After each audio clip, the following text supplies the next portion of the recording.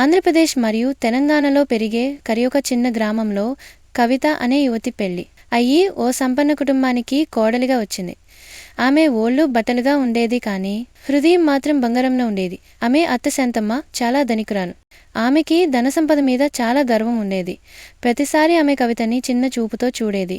నీవు బేదవారి ఇంటి నుంచి వచ్చావు, నీవు మన ఇంటి సంపద విలువ ఏమీ తెలియదు అని శాంతమ్మ తరచూ చెప్పేది.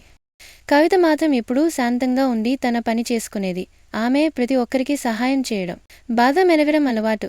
ఆమె సేవభావం చూసి ఇంట్లో పనిచేసే పనివాళ్లు కూడా ఆమెను గౌరవించేవారు. ఒకరోజు ఊరంతా కరువుతో కకుర్తి పట్టింది. పంటలు పండలేదు. నీటి కొరతతో జీవితం కష్టమైంది. చాలా మంది ఆకలితో బాధపడుతున్నారు. అటువంటి సమయంలో గొప్పవాళ్లు తమ తలుపులు మూసేసుకున్నారు.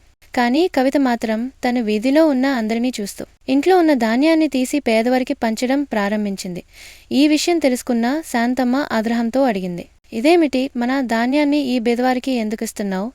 కవిత శాంతంగా చెప్పింది, అత్తయ్య, మనం ధనికులం అనుకుంటే మన ధనాన్ని అవసరమైన వారికి ఉపయోగపడేలా చేయాలి. ధనం అనే దానికి అర్థం అదే. ఆమె మాటలు మొదట శాంతమ్మకి నచ్చలేదు. కానీ కొన్ని రోజులు గడిచాక ఊరు తిరిగి పచ్చబడింది.